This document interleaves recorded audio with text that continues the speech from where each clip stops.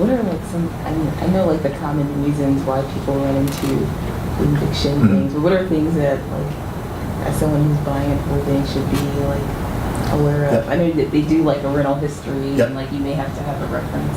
But like like so rental history, references, people have stopped using references as much just because if you call their old landlord and there are problems in it, the landlord's going to say, oh, they're great. Please take them. So that's doesn't hold as much weight. But it's one of the things, it's really depending on where your rentals are. One of the things you have to be mindful of is the socio-economic makeup of your tenant base. So for instance, like the ones on Germantown Avenue, it's the majority of the tenants, they're all hourly employees. And with hourly employees, if you get sick or something happens, that all affects your money. And then, if they're short on their check, they look to short somebody else too.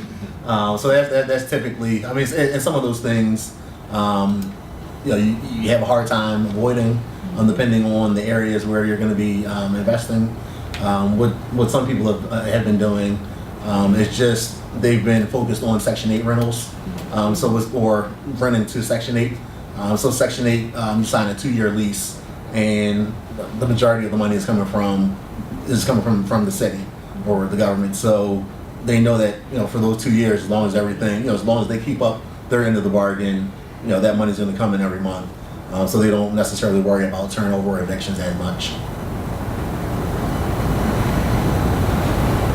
I heard Section 8 is kind of a hassle for landlords. Is that true? Have you run into that?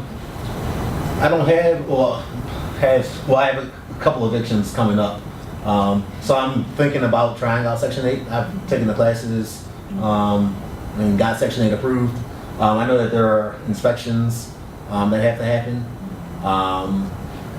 Besides that, not sure too much, but I think there are quarterly inspections.